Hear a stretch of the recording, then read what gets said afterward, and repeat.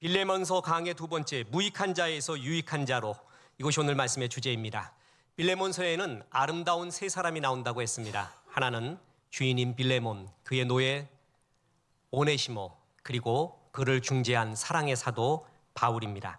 1세기 소아시아 골로새 지방에 살던 매우 부유하고 유력한 인사였던 빌레몬, 그는 사회적 지위와 명망이 높을 뿐 아니라 자기의 집을 교회로 내어놓을 정도로 신앙이 두터웠던 사람으로 사도 바울이 아마 복음을 전하고 제자 양육을 했던 것으로 성경은 추측하고 있습니다. 근데 그의 집에 노예가 하나 있었는데 그의 이름은 오네시모입니다. 이 오네시모가 주인의 물질을 훔쳐 로마로 도망을 가버리게 됩니다. 무익한 종이죠. 주인의 가슴에 못을 박고 또한 물건까지 훔쳐서 그는 잡히게 되면 사형감이었습니다. 그는 무익한 종이었습니다. 그런데 어느 날 그는 굉장히 유익한 종으로 변하게 됩니다. 나중에 빌레몬의 용서도 받고 에베소 교회의 목자가 되고 순교까지 하게 됩니다. 도대체 그에게 무슨 일이 일어났던 걸까요?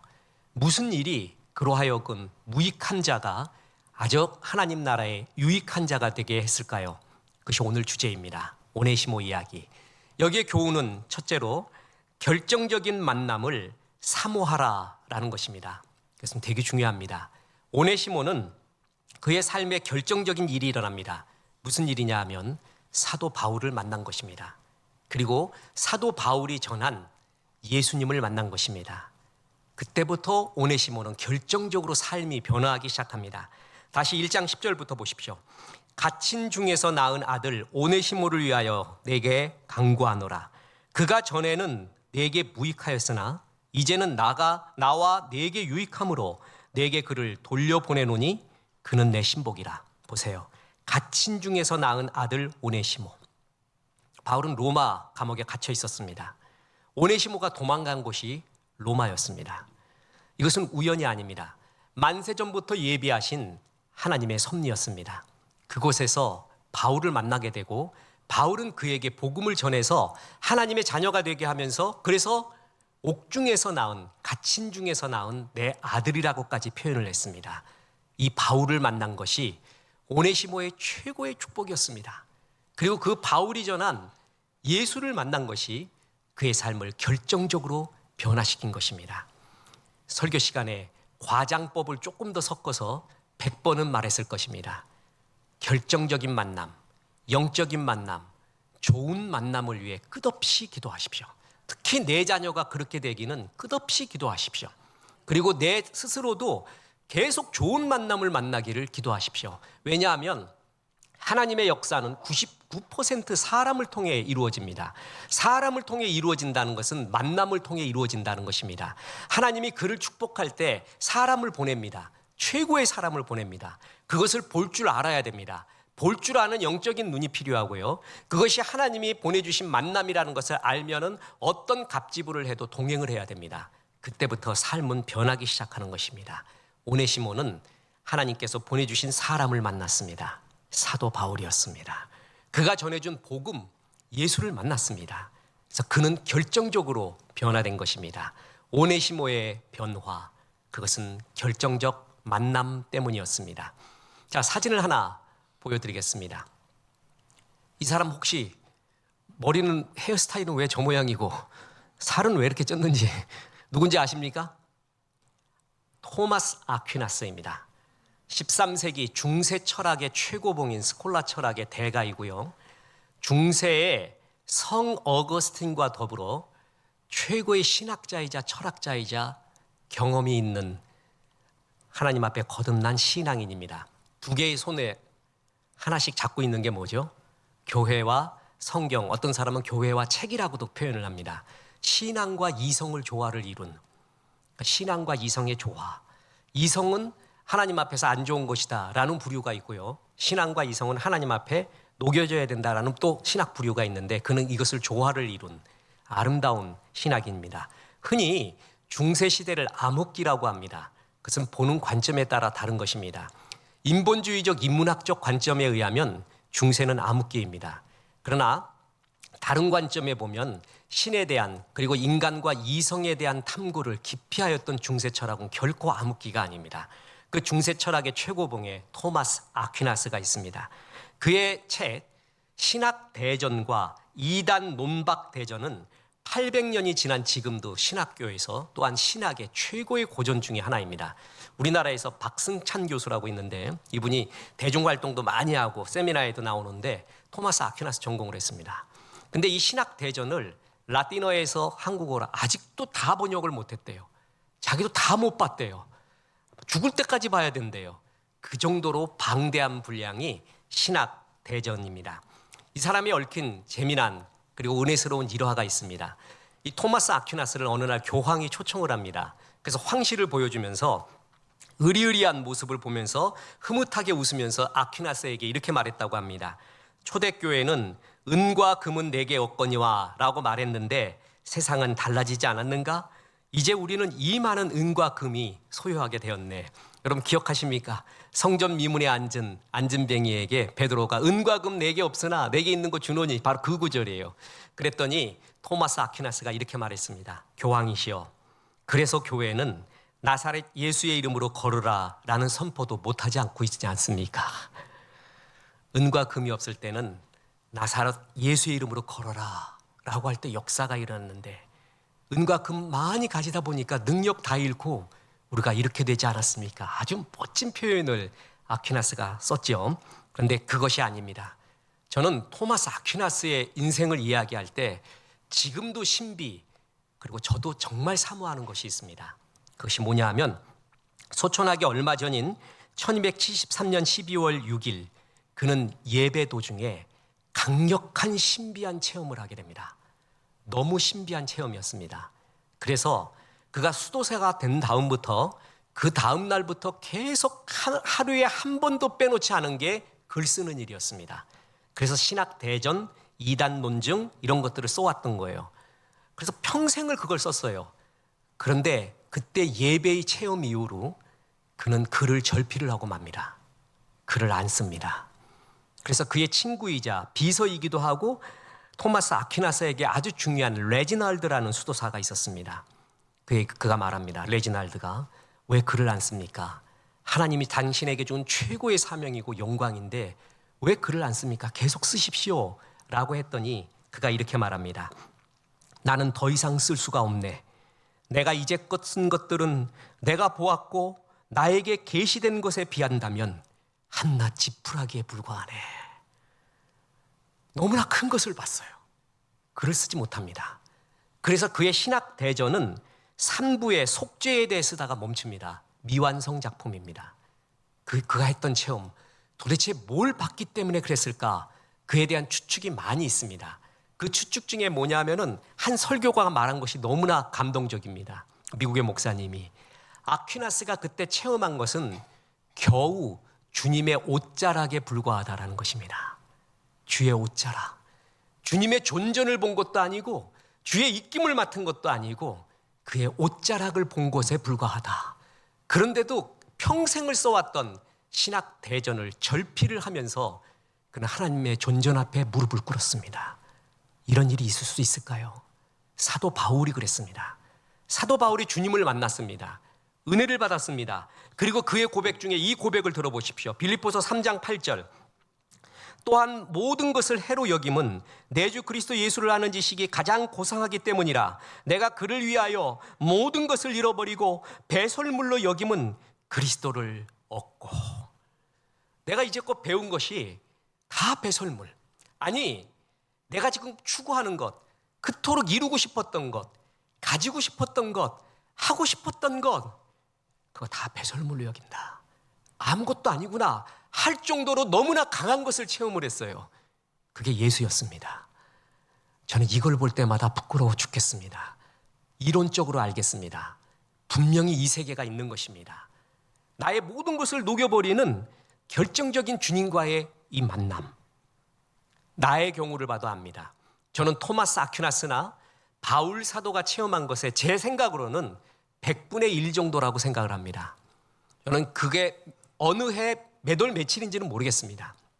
정동교회에서 중학교 2학년 말 아무것도 모르는 그 시절에 학교 가면 축구하고 노는 것이 그냥 낙인 그 시절에 그때 주님을 만납니다. 선교사님에 의해서.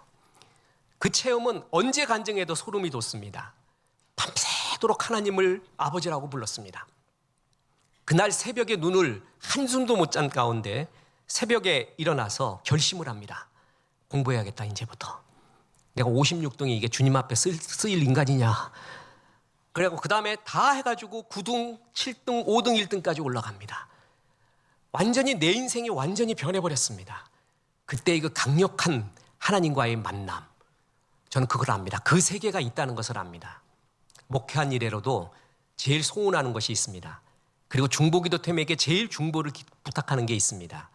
이런 예배, 주님을 결정적으로 만나는 예배라는 것이 있습니다. 이 현장의 예배도 그렇고 방송을 통해서도 그렇고 그리고 많지는 않을 것입니다. 저는 한 사람이라고 봅니다. 부흥회는 한 사람을 위한 것이에요. 결정적인 삭개와 한 사람을 주님이 찾아가는 거예요. 그게 부흥회예요. 하나님 말씀이 정말 강력하게 성령의 은혜로 들리는 자, 변화되는 자, 받아들이고 주님과 동행하는 자, 그런 예배가 반드시 있고 그런 만남이 있습니다. 아퀴나스가 그랬습니다. 바울 사도가 그랬습니다. 그래서 다른 모든 것을 녹여버렸던 이런 만남을 오네시모가 가진 것입니다. 바울을 만났고요. 그가 전해준 복음을 통해서 그는 이렇게 완전히 뒤집히게 된 것입니다. 아퀴나스의 하나의 더 이야기가 있습니다. 아퀴나스의 친구였던 레지날드, 말년에 아퀴나스에게 일어났던 일을 이렇게 간증하고 있습니다. 어느 날 아퀴나스가 성전 제단 앞에서 기도하고 있을 때 제단에 걸려있는 십자가로부터 주님의 음성이 들렸습니다. 나에게 대해 참 좋은 책을 썼구나. 너는 나에게 어떤 보답을 원하느냐? 라고 말했습니다. 이 소리 되게 좋다 그랬죠? 저는 주님이 이 말 한마디만 하면 지금 준비를 확실하게 돼 있는 게 세 가지라고 설교 시간에 수없이 말했습니다. 전에 너무 순진했을 때는 한 가지만 말했습니다. 송구영신 예배 때 지금 생각하면 너무 감사하지만 아까워 죽겠어요. 내가 인생 알았으면 이 세 가지를 말할 텐데 왜 그 한 가지만 말했을까? 늘 고민하면서 주님 말씀만 하십시오. 자다가도 일어나서 얘기하겠습니다. 아퀴나스에게 말했습니다. 나에 대해 정말 좋은 책을 써서 고맙다. 내가 너에게 무엇을 줄고 너는 나에게 뭘 원할까? 그때 토마스 아퀴나스가 이런 말을 합니다. Only yourself, O Lord. 주님, 당신밖에 없습니다. 오직 당신만 있으면 됩니다. 저는 이 말이 이해가 안 갑니다. 저는 이렇게 말할 거예요. 너 수고했는데 내가 너 뭘 줄까? 그러면 주님, 이 세 가지가 있습니다. 그런데 주님이 최고지요. 세 가지는 말할 것 같아요. 그거는 일단 말하고 주님이 최고입니다. 그 뒤에 말할 것 같아요. 아퀴나스는 다 싫대요. O Lord, only yourself. 부럽습니다. 정말 당신밖에 다른 것이 필요가 없습니다. 이게 정말 부럽습니다. 그 사람이 만났던 그 체험과 그 주님과의 사랑이 정말 부럽습니다. 페르시아의 시인 룸이라는 사람이 있습니다.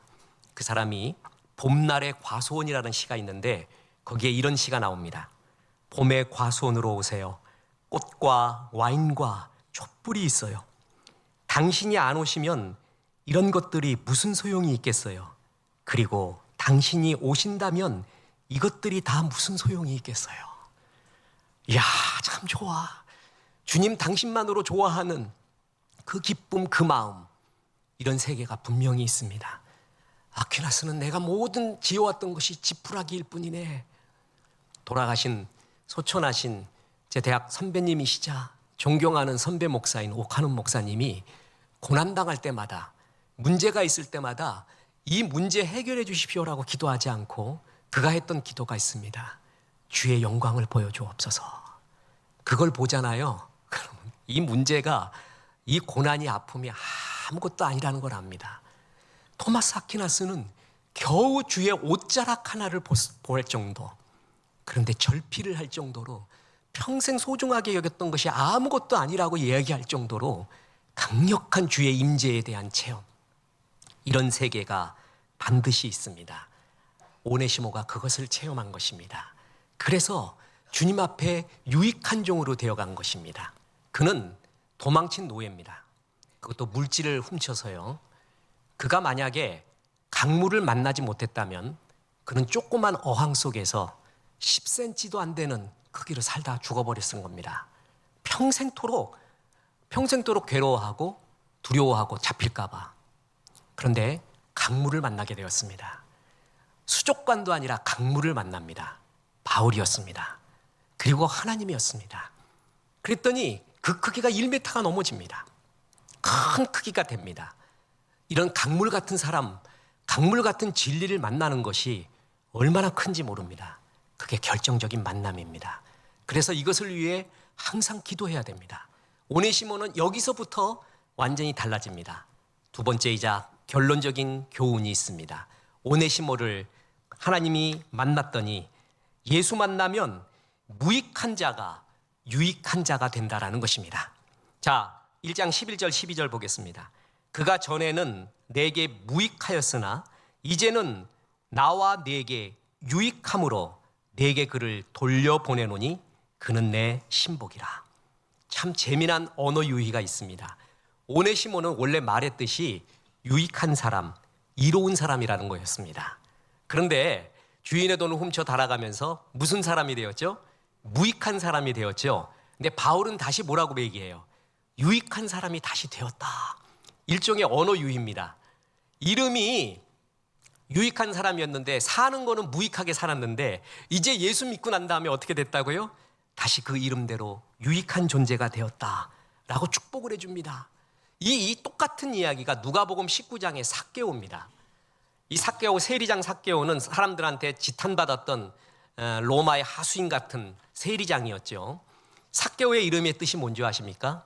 청결한, 아름다운, 고운 이런 뜻입니다. 그런데 그는 정말 이 이름에 걸맞지 않은 삶을 살았죠. 그래서 예수님이 삭개오의 집에 유하여야겠다라고 말했더니 사람들이 수군거립니다. 뭐라고 수군거리냐면 저가 죄인의 집에 들어가는구나. 자, 보세요. 누가복음 19장 7절. 뭇사람이 보고 수군거려 이르되 저가 죄인의 집에 유하러 들어갔도다 하더라. 청결이라는 이름을 갖고 있는데 사는 것은 뭐였습니까? 죄인의 삶을 살았습니다. 누구도 그렇습니다. 자기 이름값 못합니다. 제 이름은 재욱입니다. 우리 어머니 아버지가 예수를 안 믿었는데도 얼마나 성경적인 이름을 지어줬는지 모릅니다. 있을지에 햇빛 받을 욱자. 빛날 욱이 아니라 햇빛 받을 욱이에요.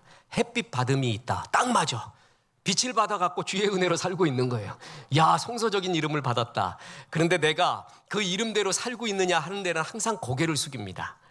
오네시모가 그랬고 삭개오가 그랬습니다. 그런데 이 삭개오가 변합니다. 왜 변했는가? 예수님이 그를 일부러 찾아갑니다. 저는 성경 볼 때 이게 예수님의 아름다움이었습니다. 민중을 향해 있는 것 같았지만 그 속에 있는 개인을 또 향해 있었습니다. 삭개오 만나러 일부러 갑니다. 사마리아 여인 만나러 일부러 시간 내서 가십니다. 삭개오야 내려와라 라고 말합니다. 자, 보세요. 누가복음 19장 5절에 예수께서 그곳에 이르사 쳐다보시고 이르시되 삭개오야 속히 내려오라. 내가 오늘 내 집에 유하여야 하겠다 하시니. 그래서 예수님을 만나요. 대화해요. 그 다음에 삭개오의 이야기가 뭔지 아십니까? 보세요. 8절. 삭개오가 서서 주께 여짜오되 주여 보시옵소서 내 소유의 절반을 가난한 자들에게 주겠사오며 만일 누구의 것을 속여 빼앗은 일이 있으면 네 갑절이나 갚겠나이다. 예수님이 삭개오를 만나가지고요. 네 죄를 알렸다. 내가 온 이유가 무엇인지를 아느냐 이놈아. 내가 A4지로 6장 써왔다. 네 죄를. 이거 몽땅 회개해라. 이거 알려주려고 왔다. 다 아니라 같이 먹고 마신 거예요. 그냥 즐거워했습니다. 여러분 자녀에게 지적하고 싶고 얘기하고 싶은 게 열이 있으면 10분의 1만 하십시오. 11조만 하세요. 그래도 진짜 사랑하는 거 알잖아요. 자녀가 확인하고 싶은 것은 이런 사랑 받아본 가정이 있으면 나와보라고 해. 우리 어머니 아버지처럼 날 사랑하는 사람 있는가 한번 나와보라고 해. 그거면 애들이 변합니다. 그게 100마디의 잔소리보다 100배 낫습니다. 아이들의 최고의 자부심, 사랑받고 있는 자라는 존재의 자부심입니다. 삭개오가 그것을 체험합니다. 그랬더니 뭐라 그러냐면 잘 들어보세요. 누구에게 토색한 것이 있으면 4배나 갚겠나이다. 그런 자기의 죄에 대한 회개와 회개의 열매입니다. 그런데 보세요. 그 앞구절에 뭐냐 하면은 내 소유의 절반을 가난한 자에게 주겠다 그랬어요. 이까지 안 해도 됩니다. 두 번째 것만 하면 돼요. 자기 회개의 열매로서 죄의 값을 치르면서 요까지만 해도 되거든요. 요것은 죄 용서. 이것 때문에 죄 용서 받는 건 아니지만 죄 용서의 단계예요. 그런데 그는 은혜의 단계까지 갔습니다. 내 소유의 절반을 가난한 자에게 주겠습니다. 이거는요, 다른 걸로 설명할 길 없어요. 진짜 감동받은 거예요. 아퀴나스가 주의 옷자락 보았듯이, 바울이 다른 모든 걸 배설물 여기듯이 그는 진짜를 보았습니다. 이제껏 전부라고 여겼던 그 재산, 생긴 것도 거시기 하고 지탄도 받고 나는 돈만 가지고 있어야 돼, 이거 놓치면 난 끝이야 하는 그 삶 속에서 그걸 다 내놓기 시작했습니다. 진짜 더 큰 것을 본 것입니다. 그는 정말 하나님 앞에 회복이 되었습니다. 오네시모가 그랬습니다. 오네시모가 정말 유익한 존재가 되었습니다. 근데 어느 정도로 유익한 존재가 되었냐면 1장 11절에 그가 전에는 내게 무익하였으나 이제는 나와 내게 유익함으로. 바울은 확실했습니다. 오네시모는 나한테 되게 유익한 존재 됐거든. 그리고 내가 정말 추천서를 써주는데 빌레몬, 주인인 빌레몬 그대에게도 유익한 존재가 되었네. 난 이거를 확신할 수 있네. 그러면서 그 뒤에 구절은 바울이 사람한테 쓸 수 있는 최고의 구절을 씁니다. 1장 12절. 내게 그를 돌려보내니 그는 내 신복이라. 이렇게 추천서를 써줍니다. 신복, 마음을 다 터놓고 말할 수 있는 사람입니다. 어떤 말을 해도 오해가 없는 사람. 최고의 2인자. 최고의 2인자의 특권은 뭐죠? 왕의 속내를 들을 수 있습니다. 이런 사람 인생에서 많지 않습니다. 왜냐하면 우리 인생 살면서 알잖아요. 내 속마음 털어놨다가 어떻게 돼요? 조금 있으면 전 지구로 그 마음이 다 돌아다닙니다. 그래갖고 다 퍼져가지고 어떻게 왜곡이 돼서 약점이 되어 돌아오고, 난 진실로 말했는데 왜곡되어서 약점이 되어 돌아오는 경우 수없이 많잖아요. 그래서 아예 입을 닫아버려요. 말을 안 해요. 이런 경우가 한두 번 아니잖아요. 근데 신복한테 말해요. 그걸 들을 수 있는 게 신복이에요. 신복. 그런데 어떤 성경학자들, 목사님이 그랬습니다. 이 신복이라는 말 너무 좀 과하다. 깡패한테 쓰는 말 같다. 무슨 조폭이 나오는 것 같다. 제가 봐도 그렇습니다. 요거 좀 개정돼야 됩니다. 왜냐하면 신복이라는 말은 정확한 성경 번역에서는 별로 옳지 않습니다. 더 정확한 번역은 표준 세번역에 나옵니다. 표준 세번역에 이렇게 나옵니다. 나는 그를 그대에게 돌려보냅니다. 그는 나의 마음입니다예요. 이 말이 맞습니다. 왜냐하면은 신복으로 번역된 헬라어 스플랑크나, 창자, 마음, 심정입니다. 구약에 보면 내 창자가 뒤틀려 이런 말이 있잖아요. 히브리 사람들은 창자에 마음과 하트가 있다고 믿었어요. 그래서 창자가 뒤틀린다는 것은 애가 탄다, 애가 쓰리다 이런 말하고 우리나라 말하고 똑같아요. 그래서 이 스플랑크나는 뭐냐면 내 마음, 심정이라는 말이 맞습니다. 내 존재 자체라는 거예요. 그럼 이 구절을 더 정확하게 번역하면 오네시모, 그는 나의 마음이야. 오네시모는 곧 나야, 이 말입니다. 최고에 대한 표현입니다. 들어보세요.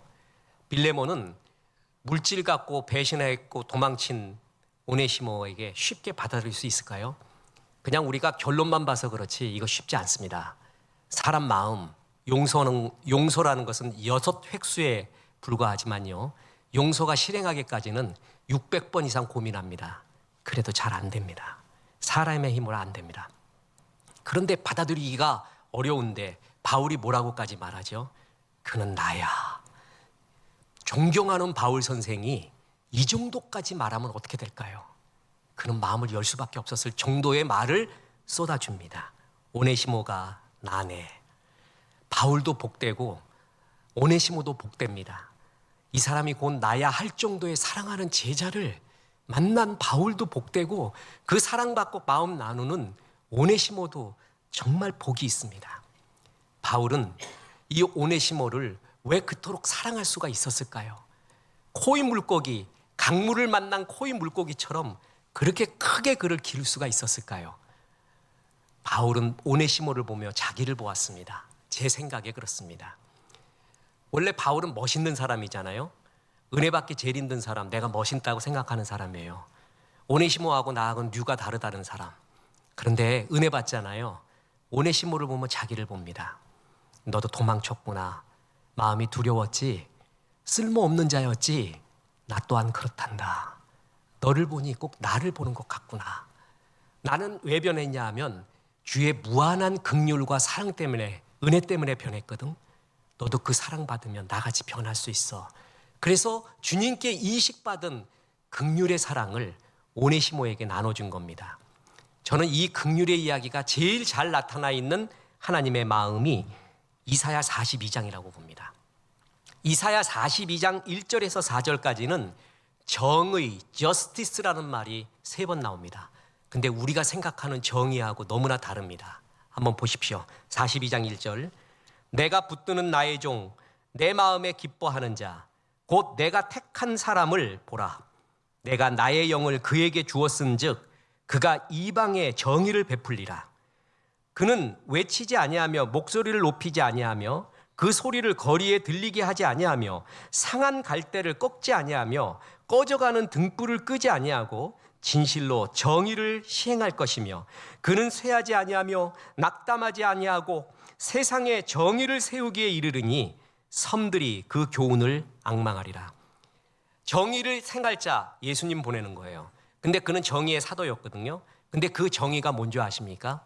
상한 갈대를 꺾지 않고 꺼져가는 등불을 끄지 않았다. 상한 갈대는요, 세상의 정의의 관점에서 보면 꺼져가는 심지와 상한 갈대는 없애버려야 됩니다. 상한 갈대는 생명을 좌우하는 내부 기관이 파열될 정도로 치명상을 입었어요. 거기에 있으므로 다른 것이 자라질 못합니다. 그래서 뽑아줘야 됩니다. 그리고 꺼져가는 심지는 끓음만 계속 냅니다. 주변이 다 끓음으로 범벅이 돼요. 그래서 빨리 확 꺼버려야 돼요. 그게 세상이 말하는 저스티스입니다. 특히 공리주의에서 말하는 최대 다수의 최대 행복이라는 개념에서 보면 상한 갈대와 꺼져가는 심지는 빨리 없애버려야 됩니다. 그게 저스티스입니다. 그런데 주님의 정의는 달랐습니다. 그들을 꺾어버리거나 끄지 않는 게 주님의 정의라고 말했습니다. 다르죠? 자, 여러분 이 이야기 들을 때 그건 아닌 것 같은데요. 주님 그런 사람이 있으면 빨리 꺼버리거나 없애버리십시오. 이런 마음이 드는 사람이 있어요. 그 사람은 무슨 생각하고 있는지 아십니까? 상한 갈대와 꺼져가는 심지가 자기는 아니라고 생각하고 있어요. 자기 아들은 아니라고 생각하고 있는 거예요. 그러면 그런 건 빨리 꺼버리라고 그래요. 근데 그게 자기였다고 생각해 보세요. 자기 아들, 딸이었다고 생각해 보세요. 그러면 고개만 숙일 뿐이에요. 주님이 그래 주면은. 그게 은혜예요. 그게 은혜를 깨닫는 순간이에요. 나는 그게 아니니까 사람이 자기하고 관련된 얻는 일을 말할 때는 가장 정의로워집니다. 거의 하나님의 수준으로 말해요. 근데 자기와 관련된 일은 확 무너져 버려요. 그죠? 그거 정의롭지 못합니다. 자기는 꺼져가는 심지와 상한 갈대 같지 않다라고 생각하기에 그렇습니다. 근데 바울은 자기가 그런 존재였다는 걸 어느 날 깨달아요. 주의 은혜에 감사할 뿐이라고 합니다.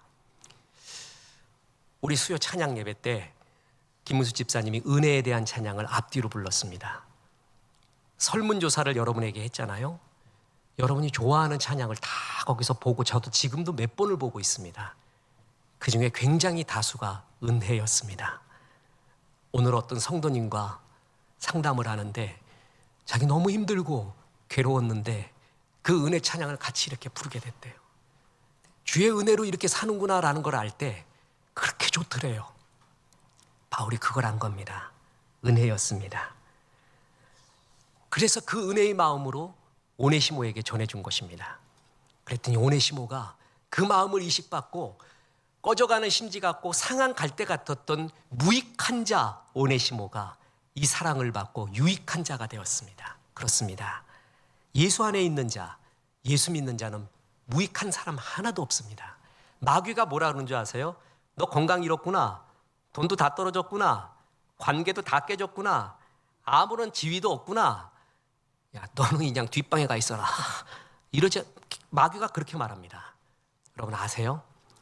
구약에 보면 신약에 보면 주님이 기도를 잘 들어주는 사람이 있는데 그 부류가 있는데 약한 자입니다. 약한 자가 진실되게 기도하고 부르짖을 때 우리 주님이 얼마나 직접적으로 귀를 기울이는지 모릅니다. 약하다고 느낄 때 더욱 중보 기도를 하세요. 하나님 나라의 최고가 기도입니다. 기도로서 모든 것들이 이루어져 가는 건데 그걸 제일 진실하게 잘할 수 있는 사람이 이런 약한 자들입니다. 이건 나이 들어도 상관이 없습니다. 실패해도 상관이 없습니다. 주님 그런 사람의 기도를 받아주면서 그를 통해 역사를 일으킵니다. 세상에 강한 자를 부끄럽게 하시며 약한 자를 들어 강한 자를 부끄럽게 하시는 주의 이 역설적인 역사가 나타나기 시작하는 겁니다. 다 무익한 자라고 생각하지 마십시오. 오네시모 같은 자 맞았어요. 바울과 같은 자 맞았어요. 그러나 예배를 통하여 성경 공부 통하여 우리가 주님 만나고 이제 유익한 자가 되어가기 시작한 것입니다. 그리고 정말 나와 너를 위하여 온 세상을 위하여 유익한 자가 되었다라는 것입니다.